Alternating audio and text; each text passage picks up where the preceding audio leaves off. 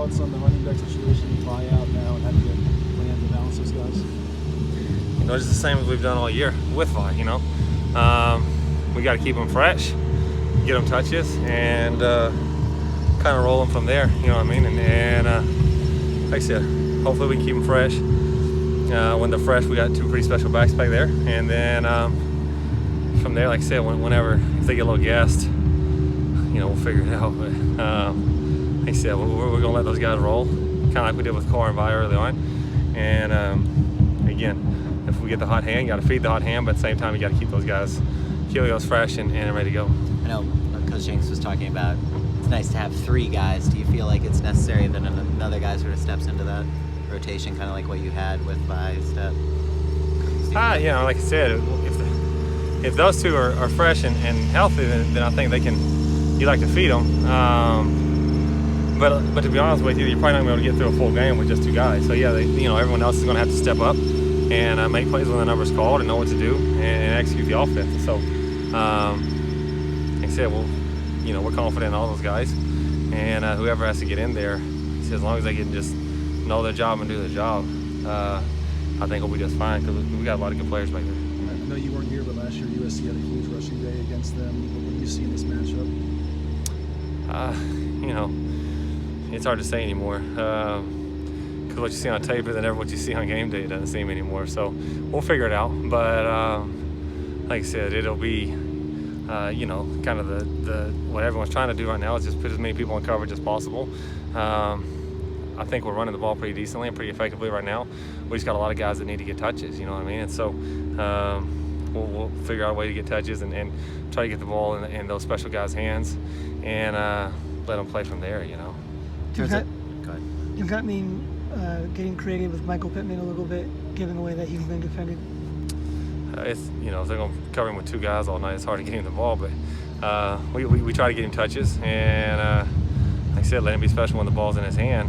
The good thing is when they try to completely commit to him, we got other guys that can make him pay. I think that's why the big one, Domino off the pipe, they were over aggressive getting on the top of the pit, and so that's, like I said, we got a lot of weapons and we'll try to use them accordingly. I know you talked a lot about having a receiving core that was 8 guys deep, all could contribute. It seems like that it's still sort of boiled down to mainly those 3 guys. Is that something that's just how it's sort of played out, or is it the hope that you will spread it around as much as possible?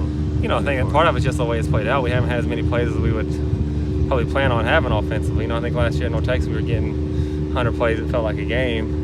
And it's hard to go 100 plays in a game at that position. We've just had limited plays here, and so as long as those guys are fresh, you don't really want to take them off the field. Like I said, you got a really special group, and we feel like we got special guys behind them. But when you got guys as good as those guys, if they're fresh, we let them play, and that's kind of been the deal all year. Is we haven't got enough plays to really gas them out, especially the pace at which we've practiced most of the time. They're in pretty good shape, and so the more plays we get, the more obviously opportunities for everyone else. But it comes down to just getting our best players the ball, and that's what we try to do. What do you think is the biggest reason you haven't had that number of plays you might have expected? I think there's a lot of reasons. I think I think some of it is teams try to slow down the game, and if you look at that last drive Notre Dame had, they were milking the clock, and obviously in that situation you kind of understand that, but no one's in a hurry to run plays on the offensive side of the ball, and then it seems like the game plan on the other side of the ball is just to get as many people in coverage as possible, and so that does eliminate explosive at times, but it also makes longer drives offensively, so I think, again, last year we were averaging like 17 possessions a game, and this year it's like 10 or 11 possessions a game, and again, if they try to limit explosive, so if we go on a long drive, it takes up clock, and then out here no one's in a real hurry to run many plays on the other side of the ball too, and so a combination of that's going to kill the play count. How much have defenses dropping in kind of changed the role of the receivers and made them adjust? We still try to get them the football. It's just, like I said, there's tighter windows, less opportunities, and so that's just, it is what it is. But, with those running backs, they're really doing a good job. And we just had to, the other night, that second half, they were rolling. And I think in the first half, we just, with one play of a drive away, it seems like, from kind of rolling in that drive too. And, I don't think the efficiency or anything like that was the issue. They, especially we were running the ball effectively really all the night. We just made a couple more plays that second half. But when you get wrong like that, the receivers still get opportunities. And we got enough guys across the board, like I said, at all positions that you can move the ball, I think, regardless of what they do to you. Are you concerned at all? When Graham's moving in the pocket and are you guys coming back to the ball when there's sort of a semi-scramble situation? Are you happy with the receivers coming back to kind of find an open spot? Yeah, I think they've done a good job. And there's a fine line between moving in the pocket and scrambling, you know what I mean? And sometimes that's a difficult line to figure out at a receiver. Like, is he just stepping up and kind of sliding and stay on my route? Or is he completely breaking the pocket and do I need to, kind of divert off my route and kind of get to my scramble rolls? And so, the other day I thought we did a really good job moving when Keaton moved. I thought they did a heck of a job. We hit EK on a couple and he did a good job finding grass. Tyler on one, he kind of steps up and it's a half scramble, but Tyler stays on his route because he's kind of in grass, and we hit him on that.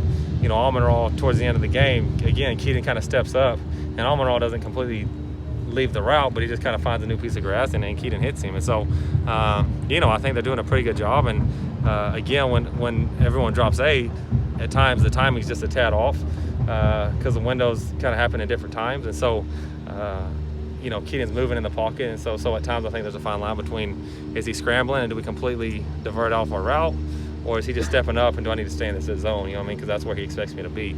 But the other night I thought Keaton was really efficient as a whole, but I thought the receivers did a good job when it wasn't perfectly on time, understanding either take off up the sideline like EK did that one time, get to the sideline and find grass, or kind of just stay in this window and Keaton's going to hit me.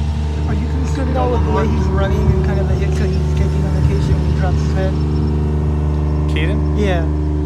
I can really only think of 1 or 2 good hits they got on him the other night. So I really thought the protection was well. We did a good job protecting. He moved. There at the end is the main hit that I think he took from some running. And it's football. You're gonna get hit. We can't not prevent a guy from ever getting hit. So really, I think he didn't take too many hits. And considering you played a full football game, and off the top of my head, again, I can take 2 good hits. Both of them in that last drive. And so.